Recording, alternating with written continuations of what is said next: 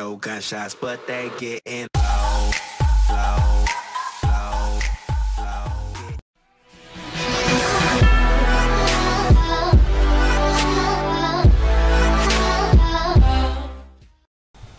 Hello guys, today we will discuss the chapter 1 of bio, that's the living world. So start with the definition. Life is a unique, complex organization of molecules that expresses itself through chemical reactions which lead to growth, development, responsiveness, adaptation and reproduction. इसमें ये बोला गया कि life एक unique और complex organisation आप समझते होंगे सेटअप, बहुत कॉम्प्लेक्स सेटअप है मॉलिक्यूल्स का लाइफ, जो अपने आप को केमिकल रिएक्शंस के द्वारा दिखाता है और वो केमिकल रिएक्शंस लीड करते हैं ग्रोथ, डेवलपमेंट, रिस्पॉन्सिवनेस आप समझते होंगे। रिस्पॉन्सिवनेस होता है किसी चीज़ का रिस्पॉन्स देना, जैसे कि किसी चीज़ का रिएक्शन करना, जैसे कि आपको आपके पापा ने बोला तू फेल हो गया तो फिर आप मतलब एकदम चौंक जाएंगे, तो आपका रिएक्शन हो गया, रिस्पॉन्स हो गया। तो फिर आता है एडेप्टेशन एंड रिप्रोडक्शन, ये आपके हो गए। ये सब कुछ हमारे अंदर जो केमिकल रिएक्शंस होते हैं वो इन सब चीज़ों को लीड करते हैं। The objects exhibiting growth, development, reproduction, respiration, responsiveness and other characteristics of life are designated as living beings. जो भी ऑब्जेक्ट्स ये ग्रोथ को, डेवलपमेंट को, रिप्रोडक्शन, रेस्पिरेशन को, रिस्पॉन्सिवनेस को और बाकी ऐसे कैरेक्टरिस्टिक्स को दिखाते हैं अपने अंदर, हम उनको लिविंग बीइंग्स मतलब डेजिग्नेट करते हैं, मतलब उनको बोलते हैं। तो हमारी नेक्स्ट स्लाइड में आ रहा है characteristics of living organisms. Characteristics इसमें और ज़्यादा अच्छे से डिफाइन कर रखे हैं स्लाइड में। अब देखते हैं, पहला आपका growth. Living organisms grow in mass and number. सारे के सारे लिविंग ऑर्गेनिजम्स मास में और नंबर में दोनों में बढ़ते हैं। मास में साइज के हिसाब से और नंबर में रिप्रोडक्शन से। A multicellular organisms increases its mass by cell division. जो मल्टीसेलुलर ऑर्गेनिजम्स जैसे कि हम होमोसेपियंस, वो सब लोग मास में सेल डिवीजन की वजह से बढ़ते हैं। ये बेसिक सी बात है कि अगर सेल डिवाइड होके और ज़्यादा मतलब तादाद में होते रहेंगे तो मास तो हमारा बढ़ेगा ही। In plants growth continues throughout their life in their meristematic areas, but in animals growth occurs to a certain age. Plants में देखा जाए तो ग्रोथ पूरी लाइफ उनकी चलती रहती है उन मेरिस्टेमेटिक एरियाज में। मेरिस्टेमेटिक का मतलब है वो एरियाज जिनसे सारे के सारे पार्ट्स जन्म लेते हैं उसके। और जो हम देखें एनिमल्स, उनमें ग्रोथ जो है एक सर्टेन एज तक जाती है, मतलब होती रहती है ग्रोथ और फिर रुक जाती है। एग्जाम्पल ले लीजिए, आप भी बूढ़े अगर हो मतलब बूढ़े हो जाएंगे तो उधर भी आपकी एज मतलब आपकी ग्रोथ रुक जाएगी। Unicellular organisms also grow by cell division. Unicellular organisms भी सेल डिवीजन से बढ़ते हैं। Living organisms show internal growth due to addition of materials and formation of cells inside the body. Living organisms का internal growth होता है, मतलब additional materials उनके inhale मतलब अंदर लेने से, जैसे कि हम खाना खाते हैं तो उससे हमें एनर्जी मिलती है और उसका जो प्रोटीन्स है हमारी और ज़्यादा सेल्स को मतलब उनकी पॉपुलेशन बढ़ाने में हेल्प करती है और इससे हमारा मास और बढ़ता है। Non living organism like mountains, boulders, crystals also grow but due to addition of similar materials to their outer surface.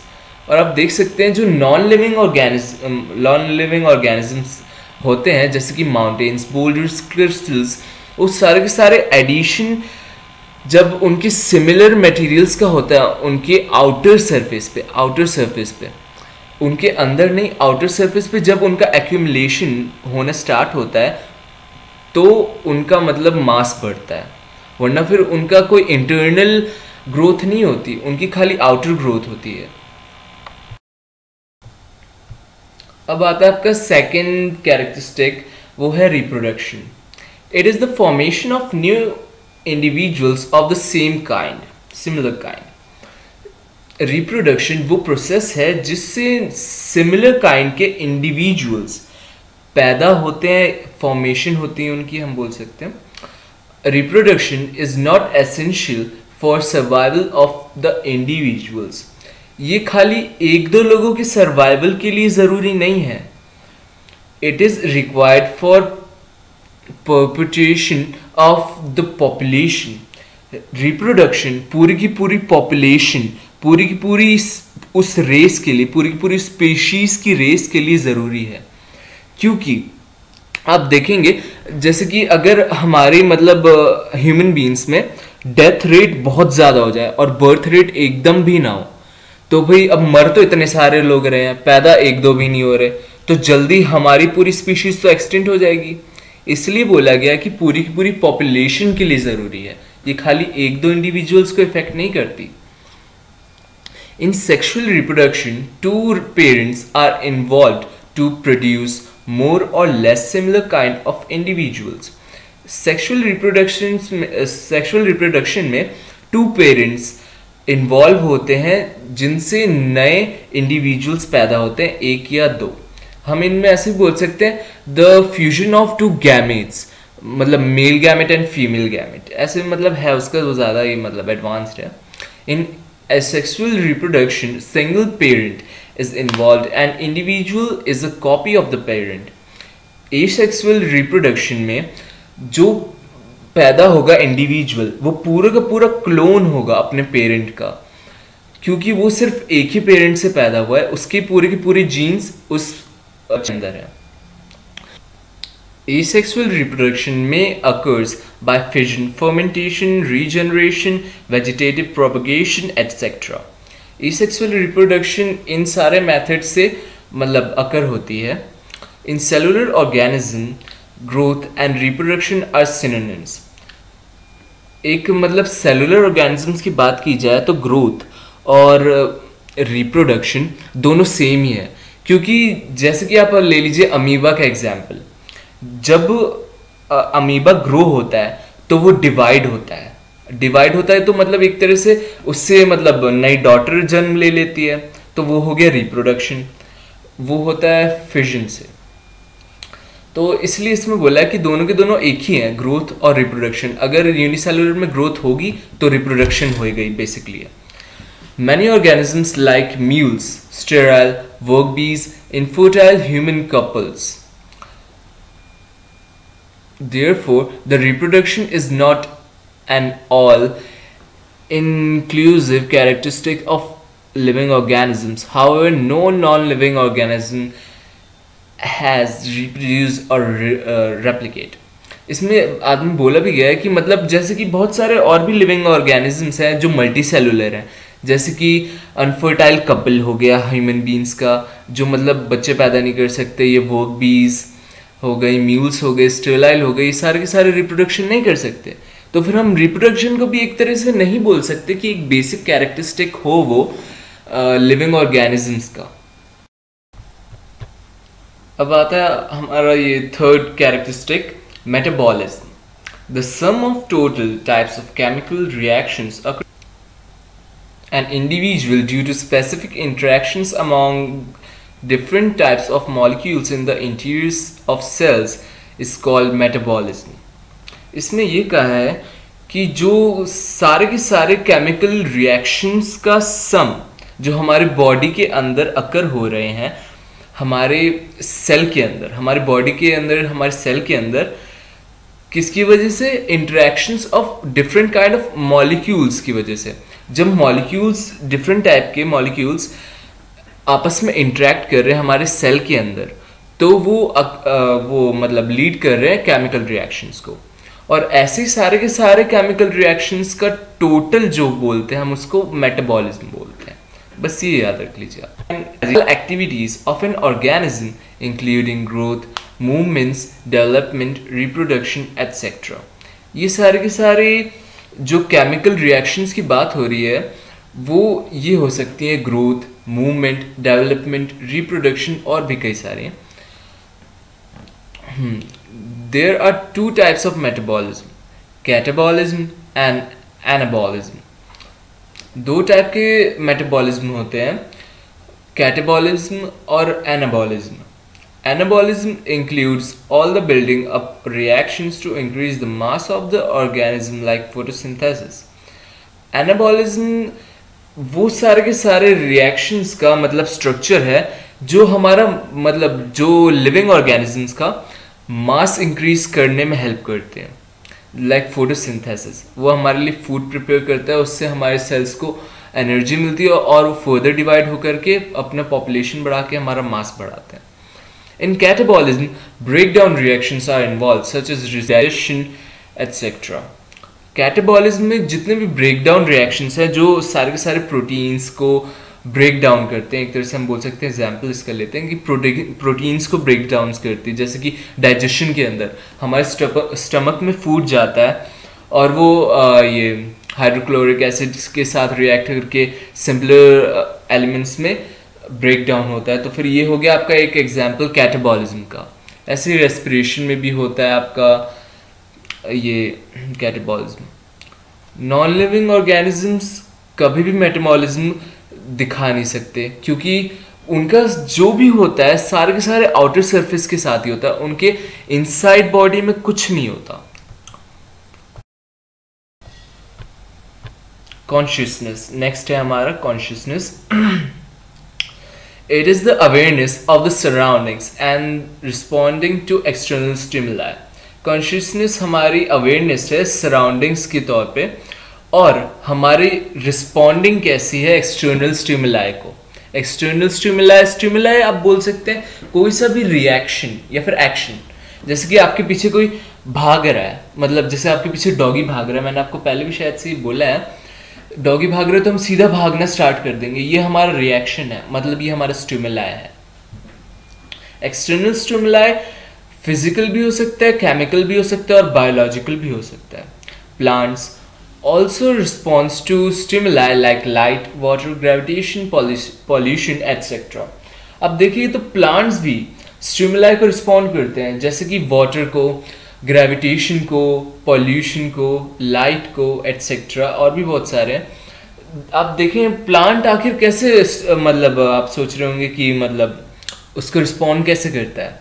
आप जैसे कि अगर एक पौधा गड़ा हुआ है, ठीक, और आप उसमें पानी नहीं डालिए बहुत दिनों तक और साइड में उसके गाड़ दीजिए एक पानी का वो घड़ा गाड़ दीजिए, तो फिर आप देखेंगे थोड़े बहुत दिनों बाद कि जो उसकी रूट्स हैं, प्लांट की रूट्स, वो उस घड़े की तरफ हो जाएंगी। तो फिर यानी कि वो उसकी तरफ अट्रैक्ट हो रहा है पानी की तरफ, तो ये मतलब एक तरह से स्टिमुलाई हो गया। Human being is only organism who is aware of himself.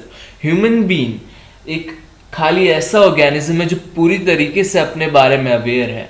हमारे सिवा एक और है जो अपने बारे में अवेयर है, वो है चिंपैंजी, जो हमारा बहुत क्लोज एंसेस्टर है। ये बहुत शर्मनाक बात है, फिर भी सच है। Consciousness becomes the defining property of living organisms. तो फिर हम बोल सकते हैं कॉन्शियसनेस एक बहुत अच्छी प्रॉपर्टी है जो डिफाइन कर सकती है लिविंग ऑर्गेनिज्म। अब नेक्स्ट आता है हमारा point, life span. Every living organisms have a definite life span of birth, maturity, growth and sense of death. Life span वो होता है जो मतलब एक लिविंग ऑर्गेनिज्म गुजारता है एक टाइम पीरियड उसकी लाइफ का। हर ऑर्गेनिज्म का एक डेफिनेट फिक्स्ड लाइफ स्पैन होता है ग्रोथ के लिए, मैच्योरिटी के लिए और डेथ के लिए। अब आप बोल सकते हैं ग्रोथ के लिए कैसे, कि मतलब आपका जैसे कि हम ह्यूमन बीइंग्स का देख सकते हैं कि हमारी सर्टेन एज तक ग्रोथ चलती फिर रुक जाती है, तो ये ग्रोथ का लाइफ स्पैन हो गया। ऐसे ही हमारी पूरी लाइफ की लाइफ स्पैन डेथ तक की ये हो गई, ये ससेंस एंड डेथ। फिर इसके बाद आता है हमारा कंक्लूजन, जो हमने इन पॉइंट से कंक्लूड किया, वो है living organisms are therefore self-replicating, evolving and self-regulatory interactive systems capable of responding to external stimuli। तो इन सब से हमने कंक्लूड किया कि लिविंग ऑर्गेनिज्म जो है वो सेल्फ रेप्लिकेट करते हैं, मतलब रिप्रोड्यूस, इवॉल्विंग होते हैं। इवॉल्व मतलब वो कैसे करते हैं कि उन अडेप्ट करते रहते हैं वो साथ ही साथ अपने एनवायरनमेंट के, ताकि वो सरवाइव कर पाए हर एनवायरनमेंट में, मतलब जिस टाइप का वो एनवायरनमेंट उस टाइम चल रहा हो। ऐसे ही ये अडेप्टेशन हमारी बहुत अच्छी काबिलियत है जो हम हर जगह जा कर के सरवाइव कर पाते, जिसकी वजह से। और self regulatory interactive systems capable of responding external stimuli. हमने स्टिमुलाई वाली बात अभी इससे पहले की थी कॉन्शियसनेस में कि हमारी कैपेबिलिटी, हम हैं लिविंग ऑर्गेनिजम्स, कि हम एक्सटर्नल स्टिमुलाई को रिस्पॉन्ड कर पाए और अपने आप को डेंजर से बचा पाए। अब आता है हमारा new topic, biodiversity.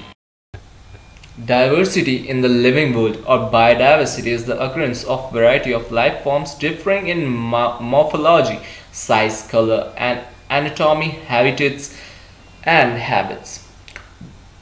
Diversity in living organisms, या फिर हम इसे बोल सकते हैं बायोडाइवर्सिटी, वो है जब कई तरह के लाइफ फॉर्म्स डिफर करते हो मॉर्फोलॉजी में, यानी कि उनके आउटर स्ट्रक्चर में, सेल स्ट्रक्चर में, साइज में, कलर में, एनाटॉमी में, हैबिटेट्स में, यानी कि वो कहाँ कहाँ रहते हैं उन सब में, और उनकी हैबिट्स में।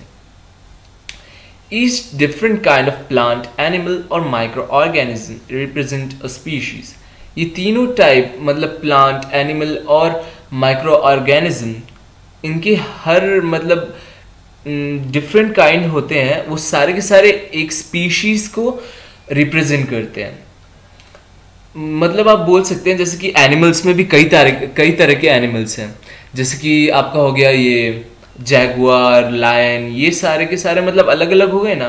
वैसे इन तीनों में, प्लांट, एनिमल और माइक्रो ऑर्गेनिजम्स में ऐसे होते हैं डिविजन्स। सो सारे के सारे ईच एक स्पीशीज को मतलब रिप्रेजेंट करते हैं। Currently there are some 1.7 to 1.8 million living organisms known to science। अब देख सकते कितने सारे लिविंग ऑर्गेनिजम्स अभी हमें पता है, 1.7 से लेकर के 1.8 मिलियन तक के, out of which 1.25 are animals and about 0.5 million are plants. बहुत बढ़िया फिगर है ये वैसे देखने में ही। सिस्टमैटिक्स आता है हमारा नया topic.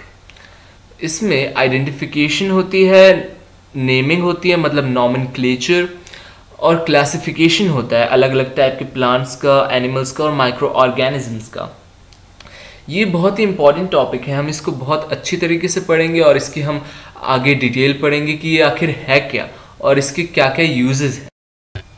Systematics is the branch of biology that deals with cataloging of plants, animals and other organisms into categories that can be named, compared and studied. Systematic एक branch है बायोलॉजी की जो डील करती है प्लांट्स और animals की और बाकी अदर ऑर्गेनिजम्स की क्लासिफिकेशन और उनकी कैटेगराइजेशन में, जो कि नेम कर पाए और कंपेयर कर पाए एक दूसरे से और उनको हम स्टडी कर पाए। Identification is the finding of current name and place of an organism in a system of classification.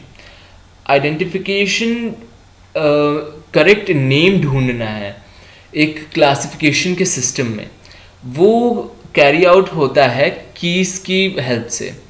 आप देख सकते हैं नेक्स्ट लाइन में, कीज एक तरीके से हम बोल सकते हैं एक इंस्ट्रूमेंट है जो एक ऑर्गेनिज्म की प्लेस ढूंढने के लिए यूज होता है। प्लेस कहाँ पर? प्लेस उसकी टेक्सोनॉमिक हायरार्की में। टेक्सोनॉमिक हायरार्की में उसकी कौन सी प्लेस है, कौन से क्लास में है, कौन से ऑर्डर में है, ये सब चीज़ों में। ये टेक्सोनॉमिक हायरार्की हम आगे स्लाइड्स में पढ़ेंगे, कोई टेंशन लीजिए आराम से।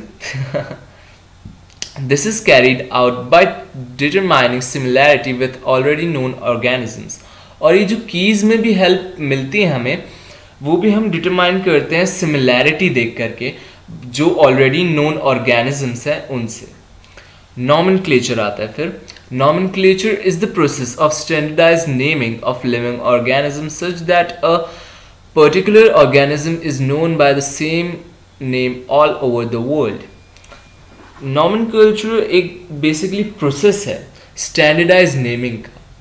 नॉमेनक्लेचर में बेसिकली ऐसा होता है कि वो एक नेम सेट करते हैं जो एक पूरा इंटरनेशनल स्टैंडर्ड बन जाता है, कि बेसिकली हम उसको बोल सकते हैं कि एक कॉमन नेम जो पूरे के पूरे वर्ल्ड में चले।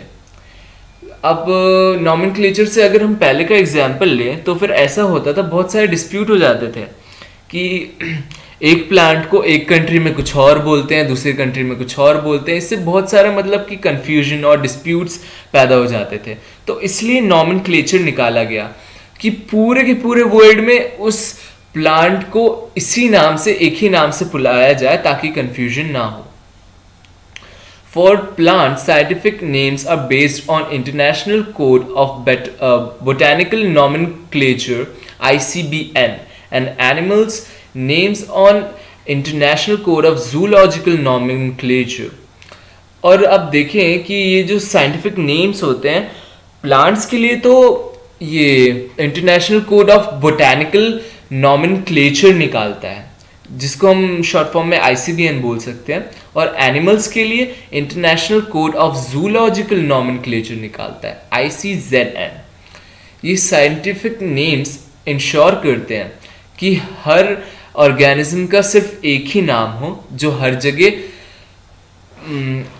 समझा जा सके। अब यहाँ पर आप एक की का एग्जाम्पल ले सकते हैं। ये कीज बेसिकली एक एनिमल मतलब एक ऑर्गेनिज्म का पूरी की पूरी टेक्सोनॉमी हायरार्की में उसके पोजीशन फाइंड आउट करने में हेल्प करती है। जैसे कि यहाँ पे हमें जेलीफिश का ढूंढना था, तो फिर हम पहले वो एनिमल्स में आता है, तो एनिमल्स में देखेंगे, फिर वो देखेंगे भाई वो रेड ब्लड नहीं होता है उसके अंदर सेल्स, वो फिर उससे हम आगे बढ़ेंगे, फिर उसके बाद जाएंगे सॉफ्ट बॉडीज़ में, फिर आते हैं नोशल में, जिससे हम जेलीफिश तक पहुंच जाते हैं और उसकी सारी कैरेक्टरिस्टिक्स हमें पता चल जाती है। ये की का बहुत बढ़िया फ़ायदा है हमारे पास। Biological nomenclature, it is the universally accepted principles to provide scientific names to known organisms. ये बेसिकली प्रिंसिपल्स है जो हर जगह एक्सेप्ट किए जाते हैं नोन ऑर्गेनिजम्स को नाम देने के लिए। Each name has two components. One is generic name, genus, and specific epithet. Second, species. तो हर नाम के दो कंपोनेंट्स होते हैं बायोलॉजिकल नॉमेनक्लेचर में। वैसे हम फिलहाल देखें तो ये बायनॉमियल है, इसमें पॉलिनॉमियल भी है और ट्राइनॉमियल भी है नॉमेनक्लेचर में। फिलहाल अभी हम बायोनॉमियल पढ़ रहे हैं क्योंकि ये सबसे ज़्यादा मतलब सूटेबल है नेम्स को प्रोवाइड करने में। इसके जो दो कंपोनेंट्स हम देखें वो है जीनस और स्पीशीज़। जीनस और स्पीशीज़ का मतलब मैं आपको आगे जाके अच्छे तरह से बताऊंगा, फिलहाल आप जीनस को समझ लीजिए। जीनस स्पीशीज़ से ऊपर है, जिसमें स्पीशीज़ से कम सिमिलैरिटीज़ होती हैं, और एक तरह से आप बोल सकते हैं जीनस वो क्लासिफिकेशन है जिसके सबऑर्डिनेट्स हों। This system of nomenclature was provided by Carolus Linnaeus। ये सिस्टम नॉमेनक्लेचर का कार्लिस लिनियस ने निकाला था। अब हम एग्जांपल्स देखें। मैंगो का नाम साइंटिफिक नेम होगा मैग्नीफेरा इंडिका। मैग्नीफेरा इसका जीनस हो गया और इंडिका इसकी स्पीशीज हो गई। ह्यूमन बींग्स में हम देखें तो होमो सेपियंस, होमो हमारी जीनस और सेपियंस हमारी स्पीशीज। अब नेक्स्ट स्लाइड में चलते हैं। Universal rules of nomenclature. अब नॉमेनक्लेचर में ऑर्गेनिजम्स को नाम देने के लिए क्या क्या रूल्स फॉलो होते हैं, अब हम वो देखेंगे। फर्स्ट रूल है biological names are generally in Latina and written in italics. जो बायोलॉजिकल नेम्स हम लिखते हैं जनरली वो लैटिन लैंग्वेज में लिखे जाते हैं और वो इटैलिक्स में होते हैं। इटैलिक्स फॉन्ट मतलब थोड़ा सा स्लाइड जब कर देते हैं उसको इटैलिक्स बोलते हैं।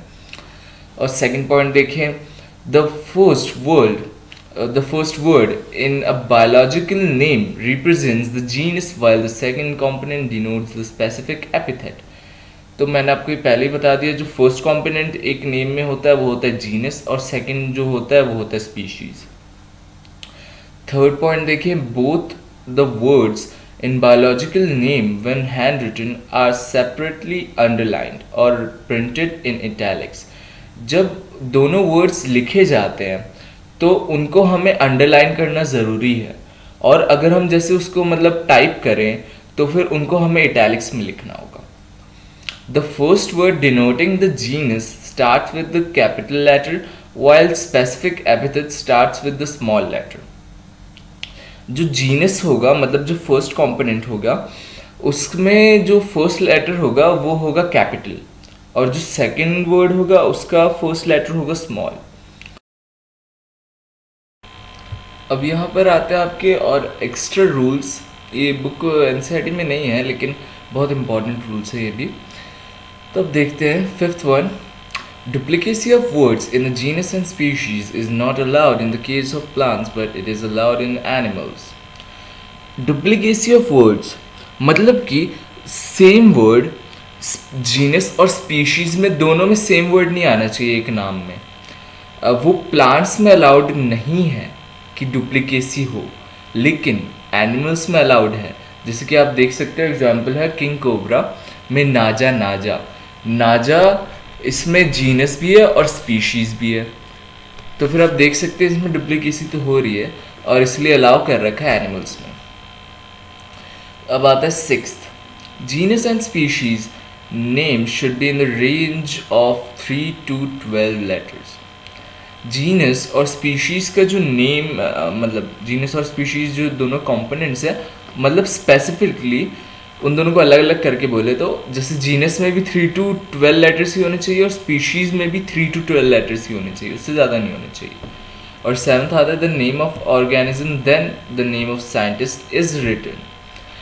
जो मतलब ऑर्गेनिज्म का नाम है साइंटिफिक नेम, उसके आगे डॉट लगा करके साइंटिस्ट का नाम लिखा जाता है जो जिसने मतलब उसको ढूंढा है। और देखिए अगर मतलब कि किसी ने गलत नाम ढूंढ दिया हो तो फिर उसका ब्रैकेट में लिखेंगे और फिर उसके बाद सही नाम ढूंढने वाले का नाम लिखेंगे। वो मैं भी आपको एग्जांपल ज़्यादा नहीं दे रहा क्योंकि ये ज़्यादा इंपॉर्टेंट नहीं है।